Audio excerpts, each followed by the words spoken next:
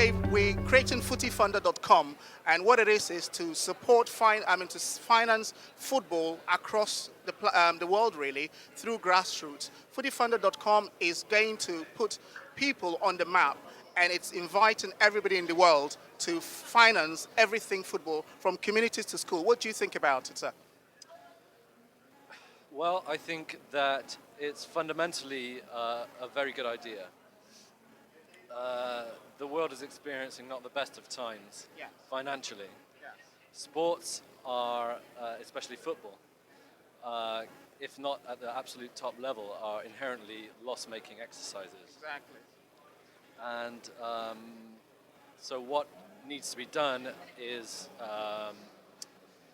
we need to see initiatives that are finding additional finance streams to plough back into the game. Grassroots football needs to be able to depend on the passion of the average fan in the street. Exactly. There are different levels, of course, of fan base. You have the people who perhaps couldn't afford to finance football clubs, but could afford to give whatever they can for their local community. Yes. This sounds like an excellent idea to me. In Russia, really, this is a really difficult situation. There's a lot of money being ploughed into the grassroots through some of the oligarchs are giving their funds. Roman Abramovich is financing the National Football Academy, the point of which is to really develop grassroots football in Russia. But that's a really elite project. That's at the top level, really. Open to only the most talented. Yes. Exactly. When you go out into the regions, this is a really difficult area, and to get people out into the,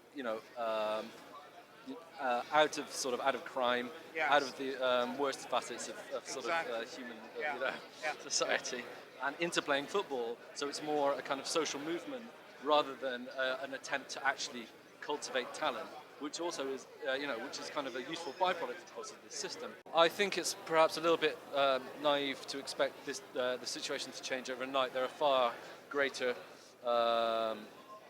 movements within kind of the social Structure. The society that pulled London apart in the summer. That said, football does unite, sports do unite, and if people can get out and play rather than get out and burn down businesses, then of course this is change for the good. And that kind of thing, it only takes. It's like a domino effect.